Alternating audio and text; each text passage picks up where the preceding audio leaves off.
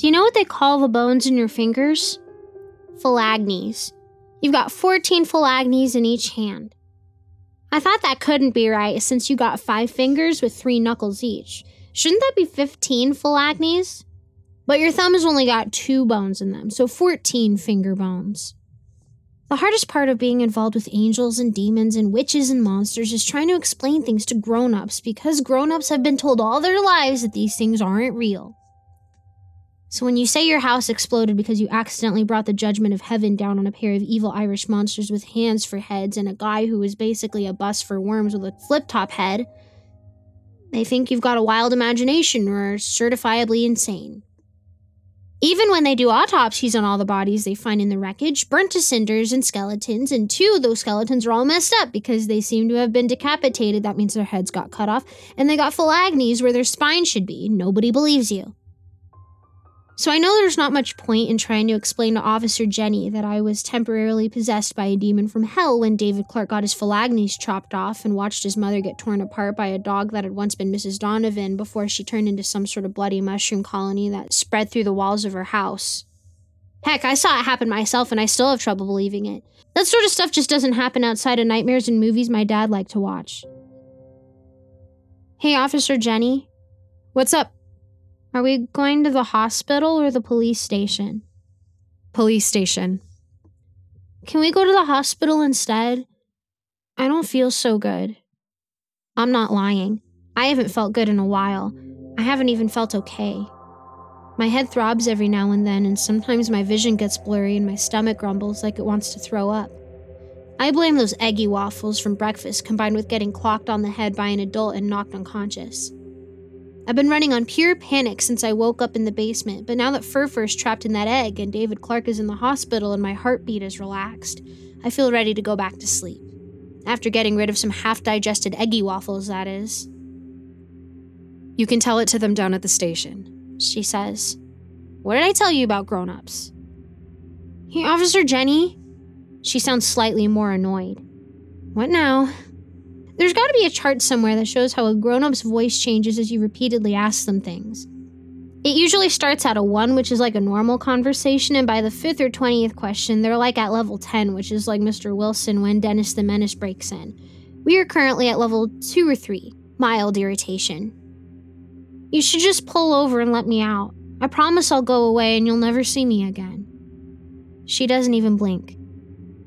Why would I do that? Because there's been some weird stuff happening to me today, and usually when weird stuff starts happening, it's a bad idea to be in a car with me. I can't count how many times I've been in a car and it crashed. That's not true. I can. It's 3. 3 times. But the point is, each of those times was when my life was in the middle of some sort of fiasco. That's the term my mom always used, fiasco.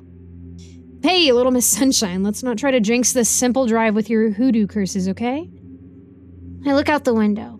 Sometimes on long car trips when I try to read a book, I'd start to feel sick like I do now. My mom would always tell me to look out the window or tuck my head between my legs when that happened. Sometimes rolling down the window and letting the air hit me in the face would help too. I can't roll down these windows though. Probably because police don't want criminals to be able to just roll down their window and jump out the car. Nobody on the sidewalk even looks at us as we drive by. They're all busy living normal lives that don't involve monsters and angels and people dying horrifically.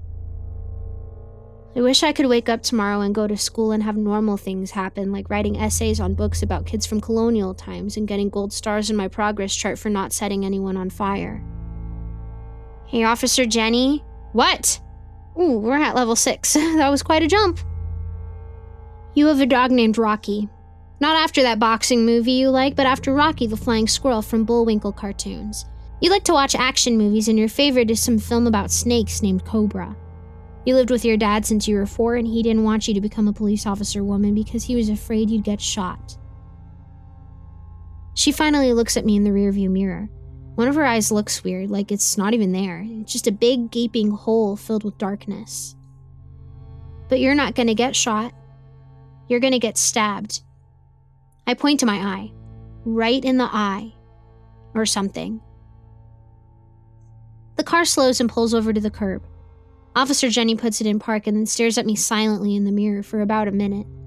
Her eye looks normal now. Maybe it was a trick of the light, but it was the same eye that looked bloodshot when I first saw her at home. You know, time is weird because when you're gabbing with a friend, a minute seems to last only 20 seconds, but when you're sitting in the back of a police car and an officer is staring silently at you in the mirror, a minute feels like 5 minutes.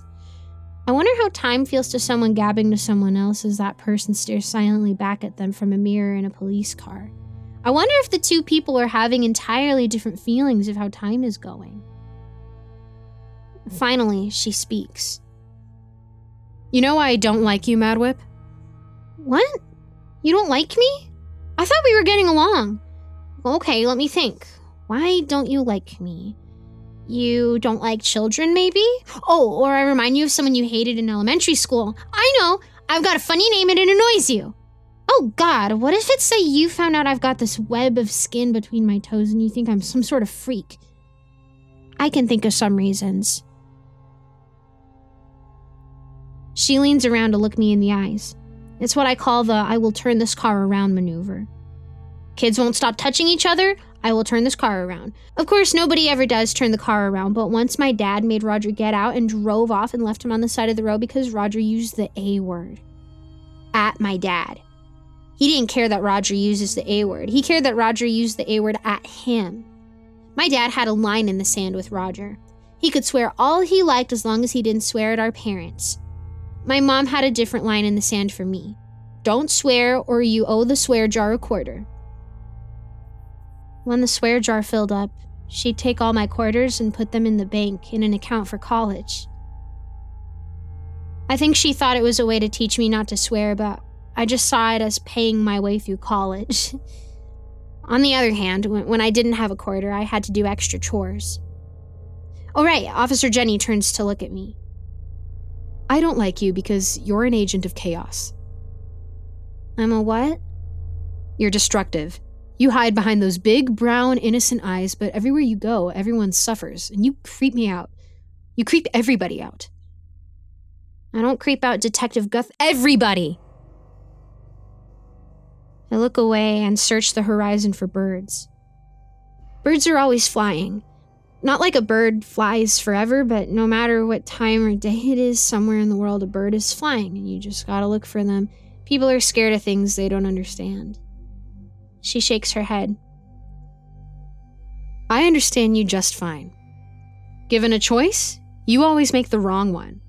Steal other kids' lunch money or play with matches when you know you're not supposed to. I snap my head back at her and try to glare at her, but I'm no good at glaring. Scrunching up my forehead just makes my head hurt. I don't do either of those things. I knew this kid once who was camping and tried to set a spider on fire, but instead burned down the tent with him in it. You're not psychic. You're psychotic. She turns away but doesn't start driving again. People we passed a couple of seconds ago walk by, still not looking in to see who's in the police car. I wonder what would happen if I banged on the window and started screaming. I won't do that. I just wonder what people's reactions would be. You know what you are, Officer Jenny? My mouth starts moving on its own. You're the kind of person who buys 2 pints of ice cream for you and a friend, 1 vanilla and 1 Rocky Road, and then you eat the vanilla with the friend first, knowing they don't like Rocky Road. We both sit quietly for a bit. I think we're both trying to figure out what I just said. Finally, she glances at me in the mirror. What does that even mean? I have no idea either, but I bluff it. It means nobody's perfect.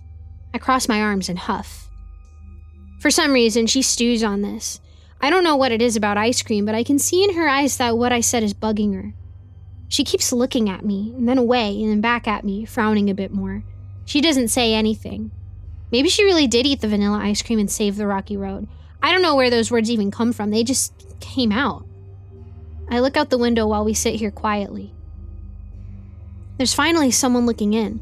A man standing on the sidewalk watching me. He tilts his head back and forth in thought. I guess he's wondering how someone so young could become a violent criminal. I wave at him. He waves back. He seems nice. Before I even have the chance to finish the thought, my brain starts filling with details of his life. His name is Tony. He doesn't live around here, but he happens to be in town to find someone. He had a sister, but she passed away recently. Stop it! I grab my ears and try yanking them off, but they're still firmly attached to my head. It doesn't matter. Ripping my ears off wouldn't keep the information out. I can't take it anymore. These details filling my brain all the time. Just turn it off. Turn it off! You know, I met your friend, Officer Jenny says. My friend? The one who got abducted with you last year. Meredith? Meredith is sort of dead. Sort of. When did she meet Meredith? Did she find my blue cat doll, Freddie Lapel, and Meredith spoke to her? No, that doesn't add up. If she talked to Meredith and my cat doll, she wouldn't think I was crazy. She can probably see that I'm really confused. Lizzie Welch. Oh my god, is she talking about Lisa Welch? Lisa Welch is not my friend. If you had a book about me and it contained all the people I knew, Lisa Welch would be listed under mortal enemies. Officer Jenny smirks. Do you know what she said when I saw her? I cross my arms and sigh. Who's that tripping over my bridge? She said you're constantly trying to kill her and nobody believes her. But you know what? I believe her. She jabs at the air with her finger for some reason. I mean, I know why people usually do it, but there doesn't seem to be much reason for Officer Jenny to do it except to try to stab at me with her mind. It doesn't work. Lizzie Welch isn't my friend, I tell her. She's like my nemesis, which is another word for supervillain. I've never tried to kill her, but she tried to kill me. She gave me this for it. I rub the scar on my cheek where Lisa slashed me with a knife. It feels a bit numb there. You can trust Lizzie Welch about as far as you can throw her. And I wish somebody would, right off a cliff. If you got your information from Lizzie Welch, well, no offense, but you're pretty dumb. Her face turns red. This is where the shouting probably would begin, except she waggles her finger at me and says, yeah? Well, which is right up there with an and another thing for sentences that always come before something big and loud happening, like the back windshield exploding inward in a hailstorm of glass. Which is what happens. Yeah? Well, she says. And then there's a boom like thunder and the back windshield explodes and glass rains down over my head like confetti at a parade. Officer Jenny screams as glass fills the car. I duck my head down to keep it out of my face. Also, if things are exploding, you're supposed to tuck your head between your legs. Roger always said it was to kiss your butt goodbye. Well, I can't reach my butt, so it's just gonna have to know that I'll miss it. The car accelerates forward, tires squealing. There's another sound of thunder and more glass shattering. I get thrown back in my seat, whipping my head against the seat. Hair falls in my face and more tinkling of glass raining down. I cover my eyes. Officer Jenny is yelling from the front. 10:55! 10:55! Car 11 taking fire! Unknown assailant at Broadway and Grove! Her head is low, but as we peel away, she sits up. Something wet spatters in my face. I wipe at it and my fingers come back red. I can't tell if I'm bleeding or she is, but I don't feel hurt anywhere, so I'm guessing it's her. Behind us, there's another boom, but the thunder is distant now. The car wobbles as Officer Jenny tries to maintain control of it, but she seems to be struggling to steer. She's got the wheel with one hand and is yelling into her walkie-talkie with the other, just repeating the numbers 10, 55, and 11 over and over again. The person on the other end is saying stuff back, but their voice is all staticky and I can't understand them. Did we just get shot at? No, who would shoot at Officer Jenny? Maybe a jealous wife? No, they don't just walk up behind police cars and shoot at them. They do things like poison your coffee or put nuts in the brownies when they know that you're allergic. Whoever it was must have been shooting at me. Good grief, now people are shooting at me? This day is getting out of control. What time even is it? I wish I had my watch with the leprechaun on it. I bet it's like 3 or 4 in the afternoon. Keep your head down! Officer Jenny shouts at me. I hadn't even picked my head up. I just got whipped back in my seat. I'm trying, I tell her. I hope nobody else got injured because of some crazy gunman trying to murder me. Actually, at this point, it may not even be considered murder. It could be considered self-defense. I mean, I was chopping the fingers off people earlier and turned a mushroom colony into a dog that mauled a woman to death. I can't believe I'm saying things like this. This day is crazy. We don't head to the police station. I don't know where we go, actually, but I know the way to the station and this isn't it. I'm not sure if Officer Jenny even knows where she's going anymore. She seems to keep taking corners hard, flinging me around in the back seat and then braking, blaring her horn, just driving like a lunatic. Are we being chased? Is the gunman behind us in another vehicle and she's trying to lose them? I want to sit up and peek out the back seat, but that's how you get the top of your head blown off, so I think I'm better down here. We screech around another corner, bumping over the curb, and then come to a sudden stop with a sound I've gotten quite good at recognizing. The metal kissing and hugging metal passionately sound of hitting another car. I fall to the floor of the back seat with an oomph and a waterfall of glass shards. There's more glass all over the floor and it digs into the band-aids on my knees and the palms of my hands. There's bee stings all over my legs and palms. The police radio chatters, but Officer Jenny has gone quiet. I hope she's not dead, but my luck hasn't been particularly good in that area lately. Officer Jenny? I whisper. She doesn't respond. Officer Jenny, are you all right? I take a chance to peek up, but can't get a good view of the fence thingy between the front and back of the police car. Officer Jenny is slumped against the steering wheel. There's blood on her face and little bits of glass embedded in her. I look down at my hands and there's tons more glass embedded in them. I shake them to try to make the glass come out and just splatter my own blood everywhere. Smooth. The doors won't work. I try both sides, but they just don't open. I guess that makes sense for a police car. You don't want the doors to be able to be opened from the inside. Fortunately for me, there's a big gaping hole in the back of the cruiser where the windshield used to be. There's still lots of glass in place, but most of it is in my hair or in the seat and on the floor or stuck in Officer Jenny's face. I sweep some away so I don't get any more cuts and then shimmy out onto the trunk. There's nobody on this street. The buildings are all brick and hollowed out like skeletons of buildings. I know the area we're in because you can always see the dead buildings from the train station, but I don't know where exactly it is in relation to other things, like safety. Apparently we didn't hit another car. We hit one of those big metal dumpsters that restaurants put their garbage in that usually are in alleys because no one likes seeing garbage when they go out to eat. The front of the car is crumpled into the corner of the dumpster like a big V, and there's something leaking out from underneath. I go up to the driver's side door and open it. This one works. Officer Jenny's face is all covered in blood now, and she's blowing bubbles in it with her lips. I take her gently, but she just groans. Car 11, where are you? Comes the staticky voice on the walkie-talkie thingy. It's dangling down near her feet, so I crouch down and pick it up and press the button. Hi, I say without thinking. We got in an accident with a dumpster. We need help, please. Who is this? The radio asks. I'm about to tell it when a familiar voice interrupts. Lily? It's Detective Guthrie. Yeah, it's me. We were shot at, and then Officer Jenny drove really fast, and I think we were being chased, and we hit a dumpster, and I like to go home now. Is Officer Jenkins injured? Detective Guthrie sounds funny over the radio. His voice gets high-pitched and tinny like when you put a record player on the wrong speed and it plays too fast. I look at Officer Jenny and shake her a bit. She opens the eye I can see and looks at me, but her eye rolls up toward her forehead and she shuts it again. The bubble on her lips pops. She's hurt pretty bad, but she's blowing bubbles, I tell the walkie-talkie. Where are you, Lily? Guthrie asks. I hear someone in the background say, what does that mean she's blowing bubbles? I look around for a street sign. Nothing. There's an old sign on the door of a nearby building skeleton. It says, no trespassing. I'm in that place with all the dead buildings that you can see from the train station. The radio crackles. The old steelworks? Do you see any shops nearby? Are there people? No, it's real quiet. I look around again. Maybe somebody will come around the corner to see what all the noise was. Preferably someone not carrying a gun.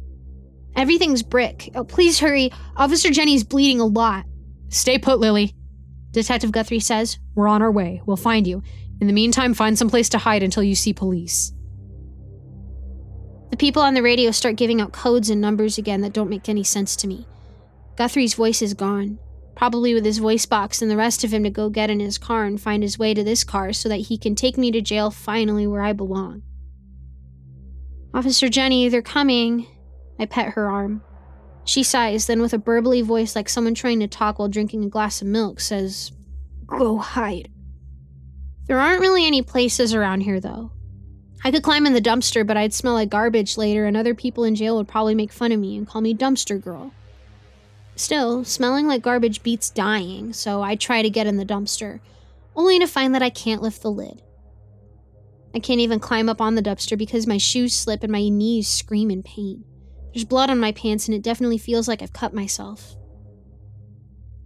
Oh, where else is good? I could hide in the car, but that'd be the first place anybody would look for me. So I go over to the door that says no trespassing and see if it opens. It does. Who leaves a door unlocked in this area? I'd say they're gonna get robbed, but there's probably nothing to steal inside. I guess there's only one way to find out. I go in. It's dark and smells like my Nana's basement in here. Every step is crunchy and it echoes. I can hear even my breathing echoing. I'm reminded of going into the back room of the Donovan's basement and half expect to find that if I walk forward, I'll see the glow of a television set and find Mr. Donovan sitting in front of it in his underwear again. I'm definitely going to have a busy session with my therapist next time I get to see her, presuming they allow her to visit me in jail. Hello? I call out stupidly before remembering that calling out in a dark, empty building skeleton is numero uno for how to get butchered by a guy wearing a hockey mask. Gotta fix things. Sorry, please don't murder me. Perfect, Lily. Nobody answers. I stand there trying to make out anything, but there's really nothing in here except dirt and darkness. The door slams shut behind me with a groan. I close my eyes and focus. It's hard because every few seconds I hear something skittering nearby. Pasher? I whisper. I need you. I'm sorry for everything. Please come back to me. Somewhere in the back of my head, I hear him. He's singing a song softly like a radio station turned way down. It's gentle, like those little white puffs that dandelions turn into when they got old and are ready to spread. You blow on them and they float away on the breeze and become new dandelions. That's what this song is like. We can't afford to be innocent. Stand up and face the enemy. I know the song, so I huddle up against the wall, ignoring the bee stings in my hands and knees, and sing along with him quietly. It's a do-or-die situation. We will be invincible. My butt gets wet when I slide down the wall to sit. I must have sat in a puddle. I hope it's just water. Pasher hums to me from across the universe. I keep singing, ignoring my wet butt. Not entirely, but trying to. And with the power of conviction, there is no sacrifice. It's a do-or-die situation. We will be invincible. Thanks, Pasher.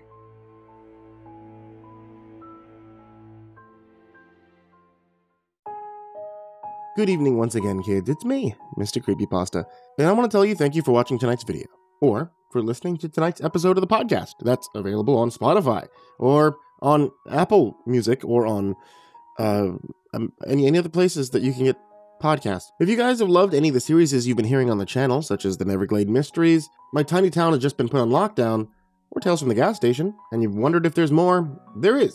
Take a look on Amazon. All these authors and many more have books available on Amazon right now, and some of them I've even done the audiobooks for. Check them out now, see if you can pick up a novel or two, and let them know that I sent you. As always, I want to give a big thank you to all of my supporters on Patreon. You guys are the real MVPs, and you allow us to get a whole bunch of custom stories that are only heard here on this channel, on this podcast. So, a very big thank you to Jordan Alexander Sanchez, Stephanie Butler, Bobby Karman, Tristan Pelton, Chase Burnett, Diana Kraus, Maria Walker, Tonya Oran, Paingravy, Inactive Hermit, Austin Johnson, Crazy Kid, MrMarcusBlitz, Aika Limchoc, Dirt Diver 030, Matt Bach, Jabbles Raz, Voiceofsand, Coffee Zombie, Matthew McNeese, ChellyJay, Jeremy H, raltizal, PhycoMel, Nana, TheMorrigan, Nick Weaver, MeltedLake, Tali Sue, SkyMara Ravenswood, William King, Reaper 61167, Darth Miver, Micah Ortiz, Satanic Aries, Nessie, Parafa Panda, Bardo Hawk 764, Lambda M98, Harley, Billy Morrow, Sashi Suzaku, My Body Sounds Like Rice Krispies, Miss Xander, Suji Campbell, Stricken, Azarine Fox, Freddy Krueger, Happy Birthday Jason Wilson, Lisa Cottrell, Caspian, Hades' Nephew, Tater Chip, Acid System, Prozac and Pancake Appreciation Society, Cryptic Nightmares, Kiri the Sloth, Tommy Green, Fester's Lampshade, Sky Harbor, Nico Kyle, Rafael Rodriguez, The Ginger Bros, Aaron Stormcrow, Daniel Polson, Trey Smiles, and Corey Kenshin. And of course, everybody who's down there in the description as well, and everybody who can support on patreon.com/MrCreepyPasta for even $1. Thank you guys so much. Thank you for listening, and sweet dreams.